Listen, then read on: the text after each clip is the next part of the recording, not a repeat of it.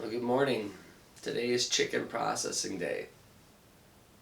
I'm not exactly excited about what has to be done, but I am excited about the end result.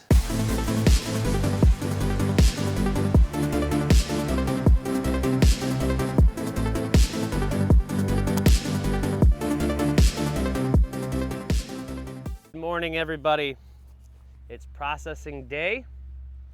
I have got our station set up, and I've just been getting a few last things in order here.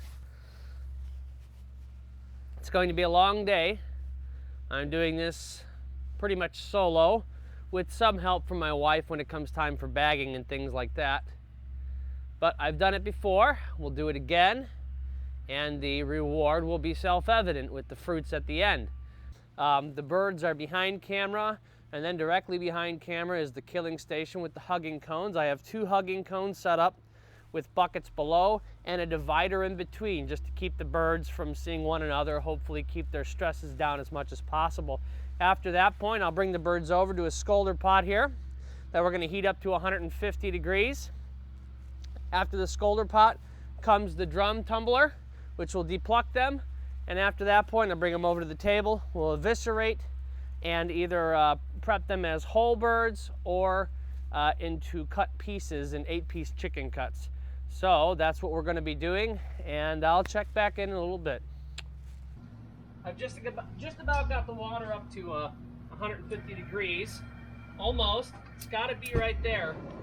Otherwise, you're not going to get a good result with the birds and the feathers coming out. So I'll give it a few more minutes. I get them going. The water's already hooked up over here to the plucker. Boom, get them onto the table and keep on moving.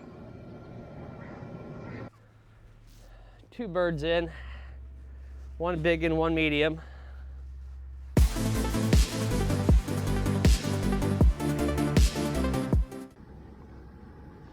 So you can see I just did this guy. He's still draining. So this is sort of the calm before he'll start acting again as his body begins to shut down. But he is definitely more peaceful than some of the other ones. Sometimes you get a few squawks. Sometimes you get very submissive birds. He is, I guess, relatively submissive right now, but I'm going to stand up before he starts to sort of move his neck. You can see this is the process. This hugging comb keeps them secured. And then I generally like to hold their feet. And even after I've cut, I like to sort of hold their head and kind of open up the neck so it drains well. See, this is where it gets a little violent. The body is starting to do everything it can to try and move blood where the vitals are, but it's running out of blood, so now the body's going to shut down. So the bird is very stiff right now, and it will sort of jostle around a few times, so don't be despaired. All right, so while he is doing his thing, I'm going to come over here. This is one of our smaller birds. It's almost a shame to do it. It's not quite a Cornish hen, but it'd probably be about a 3-pound bird or 4-pound bird, all said and done. So I like to take her, calm them down. You're going to find that jaw line right here. Kind of pull the feathers away a little bit. And just go ahead and touch the knife to their skin. Let them get a little used to it. I'm going to press, pull, and open. And then I'll hold the feet here. Oh, I'll hold the feet here. She's opening up her neck for me by holding her head up. So she'll start to lose her blood, or she's losing her blood. She'll start to lose consciousness. Generally, they don't really quite know. They know something's up, but I don't think there's a lot of pain associated with it because we're using sharp tools. So I suppose as you begin to lose blood, just like a human would with blood loss, the body will kind of go into a protective shock, and then it'll begin to shut down everything. Bird will probably black out. See, right now she's just kind of moving around. She's a little freaked out. She probably feels loss of blood pressure and is starting to feel woozy and weird about it. So now she's kind of starting to slowly lower her head, fight a little bit, but in a few minutes will calm down.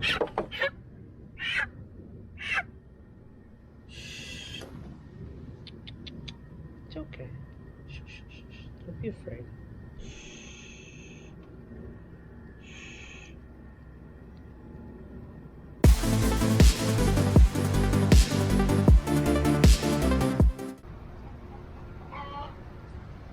So I like to do them 2 at a time. I'm gonna make sure we get them in here. You want to kind of keep moving them around. You might even want to get one. It's hot. Get one in there first. All right. Get him opened up so the wings are opened up. Then once you get this one in, go ahead and dunk it down to the feet. One of the rules of thumb is the wings and the skin on the feet. The skin on the feet should be able to pull right off. That's how you know the bird's ready to go. You don't want to overdo it. You got them by their feet. Should be able to pull out some feathers here easily. The skin on their feet should pull off. Give them maybe a few more seconds each. You don't want to overcook the skin. That would be a shame. All right. So here we go. You're gonna want water here to keep spraying it in once they get going. So drop one in, drop another in, add some water here.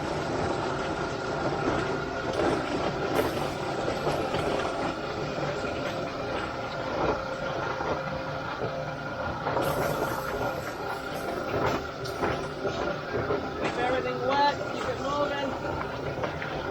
There we go. Up and shut it out. And looks like we got ourselves some clean birds. Just the fewest of wing feathers. But let's see here. Boom, man. Look at that. Beautiful. Beautiful.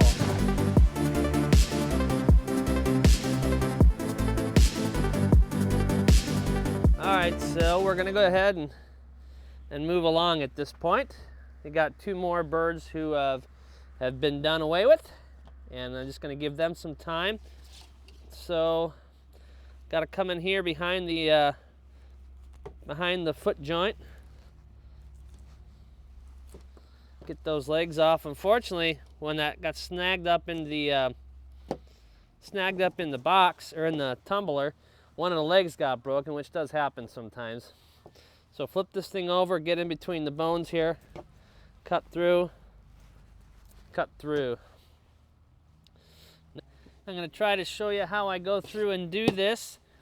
So you're going to flip the bird over breast up, and you're going to go to the neck, and you want to pull the neck skin tight, and you're going to make a cut. Now you got to get your fingers in there, and you're going to get to this, you're going to get your fingers up into this little void underneath the breast. And what you're trying to do is to try and pull that craw and the windpipe and everything out. And you have to sort of separate it off of the neckline. So I'm going to get this skin, right? I made the cut. I'm going to go ahead and finish cutting it out that way. Okay?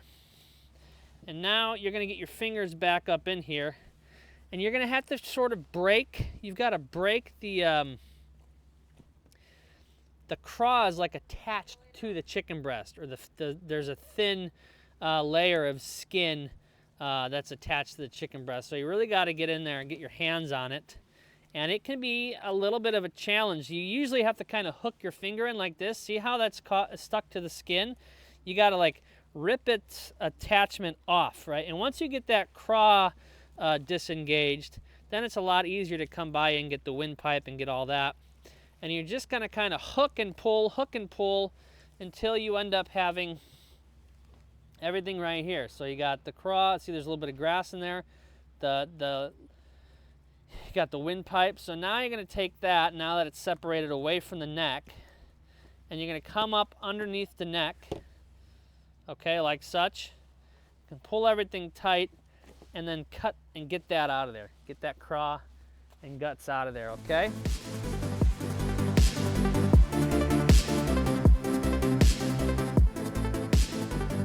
Now we're going to flip it over, and you're going to take 2 fingers here from the breastplate, and you're going to pull the skin, and you're going to make a cut. And you don't want to go too deep, Okay, you're trying to break the skin and then the little interior skin sac. And you're going to take your fingers in here, and you're going to pull it open, and then you're going to take your hands like this, and you're going to kind of separate the bird. You're going to basically pull the rib cage and the hip up. So it's a little bit barbaric here, but you get your fingers in, and you open it up, okay? You see that? Opened up. Now you got to take your hands, and you're going to go in, and you're going to scoop like this along the rib cage all the way up to the neck. And in fact, actually, before we do this, since we're not going to leave the neck on, kind of come in here. And I like to cut the neck. I've found that cutting the neck out of the way is helpful, okay? Because it lets you it lets go of everything else that's kind of stuck up in there. You can get it to push and pull through a little bit better. All right, so now back to the bird. You're going to get your hands in, and you're going to go like this, working your way up and then working your way back. And what you're doing is you're separating a membrane that kind of has everything attached. Now, the likelihood is the lungs are in there, and they're like attached and conformed to the rib cage. Okay, so you see that? I hooked everything, hooked it at the gallbladder, and you're going to pull it straight out, and you're going to pull it all the way out. And you'll see that you've got the intestine coming out to the rear of the bird, okay? And then you just kind of go back in there and following the line of the rib cage. You're just going to use your fingers. It's pretty gross, but you're going to use your fingers to massage out the rest of the organs that are kind of hanging on. Now, you've got your two hip bones right here. You do not want to hit or cut open the intestine. So what you're going to do is you're going to start here at these hip points, right at the pelvis, and you're going to cut down into a V, kind of coming to a point like this. So you're going to work your way down, then come in here and work your way down, and then you lift the bird up and kind of come behind where the vent is, and that is how you're going to get all this nasty stuff out. So a nice V, making sure to avoid the vent, and another nice V down, okay? And now you're just going to lift the bird up, see here, and you're going to come in this way. And you cut that vent. So now you got everything out of the way, all the way down the bird. Now there's a few things that you can save, and I have been saving. So I'll take the heart. Okay, got the heart. And then you've got the livers. But the liver's attached to this bile sac. If this green bile sac breaks, get rid of it. You don't want the meat from it, and make sure it doesn't get on your bird too, because it'll ruin it'll ruin the cleanliness of your meat. But basically, I'm going to try and cut shy of that and trim it out there. Get rid of all that nasty. There you go. There's some liver. I don't eat chicken liver, but her grandmother does. She enjoyed it last time, so she's going to get a whole boatload of it this time around. So there we go. These are all the parts. You can keep the gallbladder, or not the gallbladder, the gizzard. I don't even know what to do with it, to be honest with you. Maybe in the future I'll learn. Anyhow, all right, there's a cleaned bird. Eviscerate it, right? Now we need to get it into an 8-piece.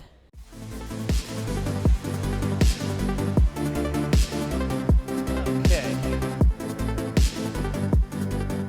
All right, so down to these last two birds. And yeah, what I've been doing is I've gone and skinned it down. I have eviscerated the insides, and now we've got what's left to go ahead and cut into an 8-piece chicken. You can see unprocessed and processed. I've also got it skinned because I want the boneless, skinless breast, and I also prefer to get the skinless leg and everything too. Just get the skin out of my way. So you can start with the wings, and you kind of want to come in. You want to follow the breast, right? So you're going to pick up the bird. And we know the breast meat kind of comes here, so you're going to look for this joint, and you're going to cut down. Now, I'm not the best at this, so my apologies if I'm kind of rough and barbaric. Kind of coming at an angle. There you go. Okay, so there's a wing. I'll get better as time goes on. I know some of you, maybe, if you do have more experience, you might cringe at seeing me do it, but hey, the only way to do this is to do it and get better. Unless somebody wants to come over here and mentor me on proper technique for making an 8-piece chicken. I know there's plenty of videos on it, but it's just watching it done and learning how to do it like a surgeon are two different things. So anyhow, we've got the legs, or we've got the wings off. Now I'm going to come back here I want to get the skin out of the way because I don't want the skin on the breast. So you just kind of got to get your finger underneath it, right? And you're just going to kind of pull and tear it as you go, because it wants to cling to the meat.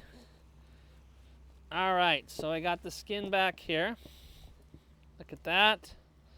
Come up from behind, get it separated. Okay, so there's the breast. Get some of that yucca out of there. Okay, I'm gonna go ahead and break this bird here, right at the pelvis, or right at the back, I guess, and get it separated. All right, so now with the thighs, I've found the best way. Same thing. You're looking for the fat line, and I'm just gonna kind of cut along. Let's see. Let's get in this way here. Just gonna go ahead and cut along that bone. All right. So there's a thigh. Now we're gonna come the other way here, right along this pelvic bone. The scissors work pretty well here for this. There we go. There's that. Now I get rid of that pelvis. And now what we've got left is the neck and the breast. So I'm actually going to take the scissors, and same thing. If you look along here, you've got a fatty line here and a fatty line here along the rib cage. Basically, you're going to follow that chicken diagram and use the scissors for this, or you can use a knife if you've got the knife. These scissors actually definitely need to be sharpened here. They are getting on the dull side. So I'm going to go ahead and get that cut. Come in here behind the breast. Once I get through, all right, that's closing up on me. Okay, same thing, cut along, and we'll pull that whole thing out of there. Okay, and it's holding on over here, so we'll go ahead and cut that. It's a little bit barbaric, and to be honest with you, you feel that way a little bit as you're doing this, tearing apart a bird who had formerly trusted you for all of its needs. But that's what its purpose was. So then we're going through and cutting through that rib cage and cutting through that large bone, and then you'll take your knife and you kind of cut the breast in half, okay? So now you've got your breasts here. You're trying to get the knife in behind this breastplate without cutting your hand off. That's obviously the mark of a success if you can do this while keeping your limbs. This knife is definitely duller now. I need to resharpen it. All right, so you get that plate out of there. And now you'll see what you have here. You've got your breast, and then underneath your breast, you've got your tender. So go ahead and cut along that line. You get your tender over there. And then you just kind of trim off any of the nasty goosh that you don't want from the chicken. That's actually a pretty clean cut. This one here, so we're going to flip it back around. I can feel right here I got part of the thin breastplate, so I'm going to trim that off. We don't want any of that nasty stuff being unappetizing. You obviously want to keep the knife as close to the breastplate as you can so you don't waste any meat. And rock that baby out. Okay, here's the tender. Cut along that fat line.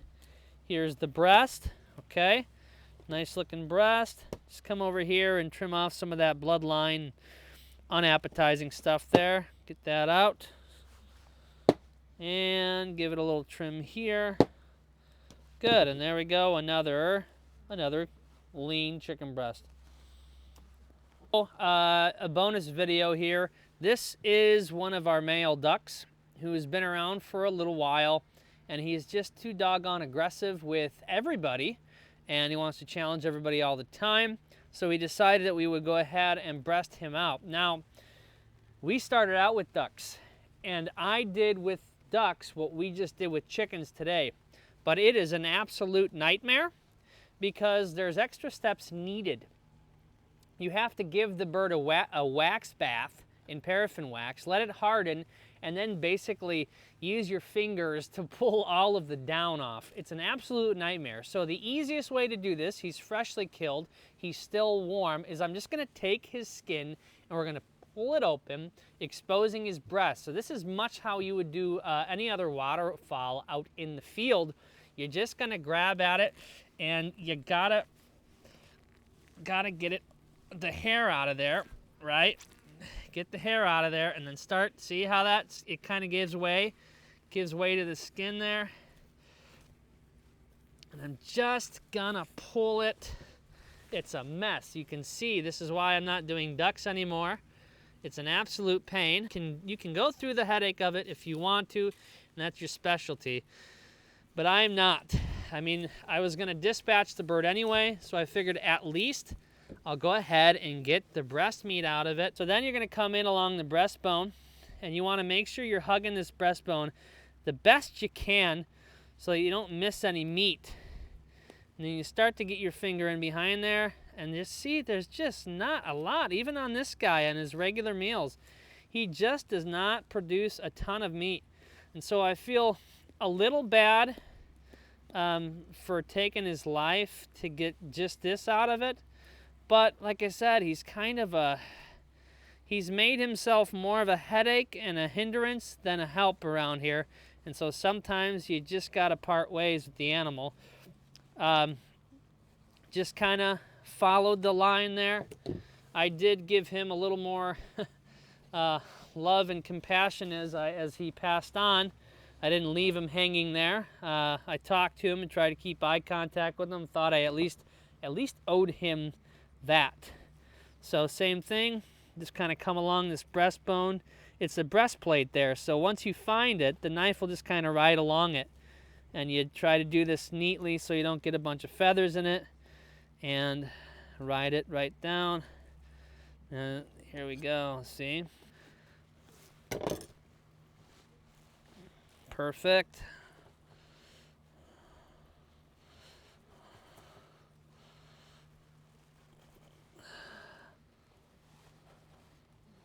All right, let go. We got her. Okay, so there are 2 duck breasts, and the rest of him will serve to be compost.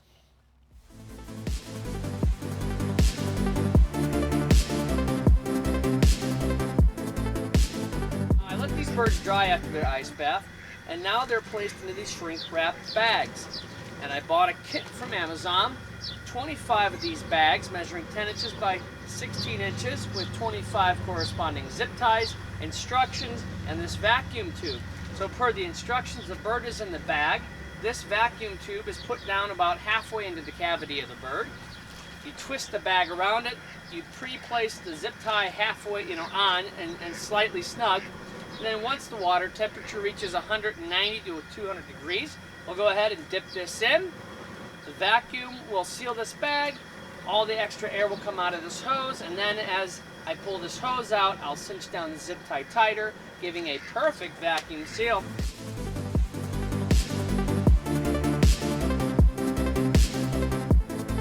Started at 9 o'clock, and we processed 24 birds, and I was done by around 3:30. And now it's just a matter of the long, arduous task of sanitizing and cleaning all of our equipment and buckets. I've already taken the bucket of entrails and the bucket of hay that was sopping up the blood from the killing cones out to the compost. I pulled everything up and moved the compost out down to the ground. Go ahead, put the leftover entrails and parts down in there, recovered it with freshly turned compost. So as time goes on, that will not be wasted, but the nutrients from those body parts and the materials will ultimately produce some mulch that we'll then use in the spring when we till up the new garden beds. So trying to use what we can and make the most out of it so the effort and the animal's life is not wasted.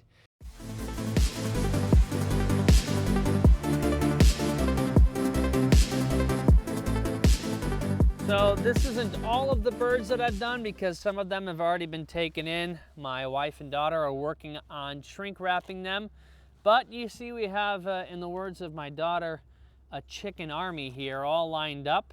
They all processed out fine.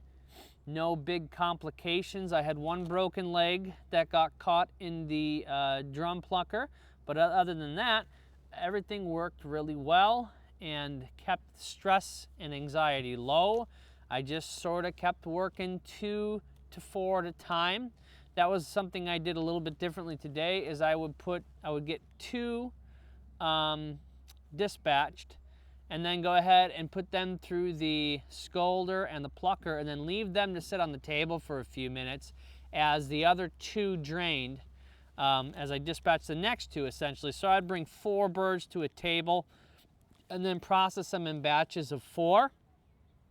And that sort of just helped me get into a groove and get in that repetitive motion of doing it over and over again. I mean, obviously, if you have a second person who can help you to process the chickens, boy, life is good.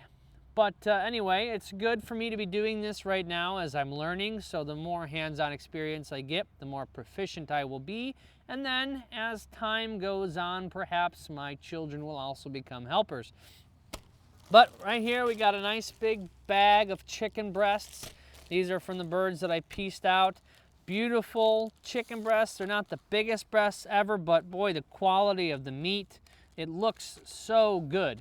So we're gonna get these all bagged up and get them into the freezer so that we can be free and clear in our thinking when we leave on our vacation tomorrow, and we will have a freezer chest full of birds to come home to. We got a couple packaged here. So you just kind of get a look. Definitely smaller birds, but there is quite a bit of variation. I mean, these are this one's a little plumper, this one's a little slimmer, but got larger breasts lengthwise. So, you know, this is fine though. This is something like you would buy at Walmart, your $5 broaster chicken that you would get. So anywhere between, usually right around 48 ounces is what they go for. I hope that this 8-week series has been both interesting, motivational, instructional, educational, and all of those things. I hope that I have been able to add value in some way and equip you to go out and do this on your own if you have not, or to keep on doing it if you are. So if you have any other tips or tricks, if you have any practices that you have found work truly well, then go ahead and hit me in the comments below and let me know how you do things a little bit differently. And until we see you next time, keep learning, keep growing, and keep at it. We'll see you later.